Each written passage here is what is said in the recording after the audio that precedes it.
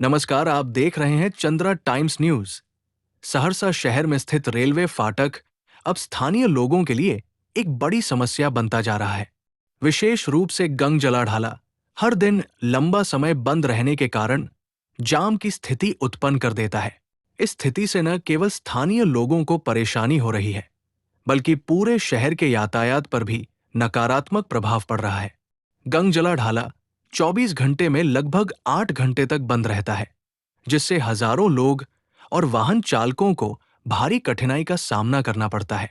बीते दिन का ही उदाहरण ले, जब 05524 सहरसा सराय डेमू एक्सप्रेस के गुजरने के लिए ये ढाला शाम 5 बजे 20 मिनट तक बंद रहा। उस दौरान वाहनों और पैदल यात्रियों की लंबी कतारें देखने को मिली। कई लोग समय पर अपने गंतव्य तक नहीं पहुंच सके और कुछ आपातकालीन सेवाएं भी प्रभावित हुई।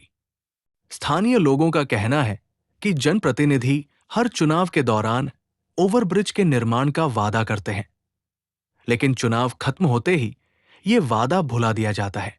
हम लोग 40 सालों से ओवरब्रिज के लिए संघर्ष कर रहे हैं, लेकिन आज तक केवल तारीख पर तारीख दी गई है।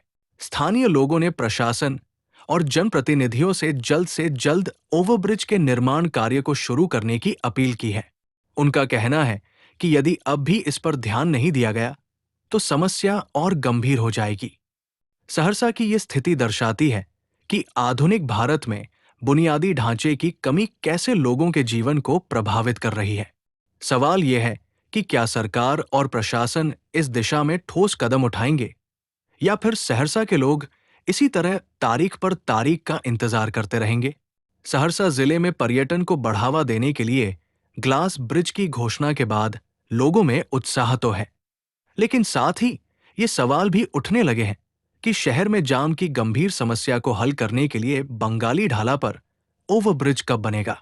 गंगजला ढाला और बंगाली ढाला जैसे स्थानों पर प्रतिदिन लगने वाले जाम से जनता का जीवन बेहाल है, और जनप्रतिनिधियों की इस मामले में चुप्पी हर किसी के मन में सवाल खड़ा कर रही है।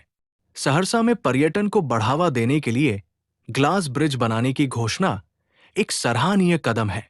ये न केवल पर्यटकों के लिए आकर्षण का केंद्र बन सकता है, बल्कि शहर की छवि को भी निखार सकता है। इस पहल के जरिए प्रशासन ने शहर को आधुनिक और विकसित बनाने की दिशा में कदम बढ़ाया है, लेकिन जब तक बुनियादी समस्याओं को हल नहीं किया जाता, तब तक ऐसे बड़े प्रोजेक्ट्स का लाभ सीमित हो सकता है। सहरसा की समस्याओं को देखते हुए सरकार और प्रशासन को प्राथमिकता के आधार पर इन मुद्दों का समाधान निकालना चाहिए। ग्लास ब्रिज जैसे प्रोजेक्ट स्वागत योग्य हैं, लेकिन जब तक जाम की समस्या का समाधान नहीं किया जाएगा, तब तक शहर का विकास अधूरा रहेगा।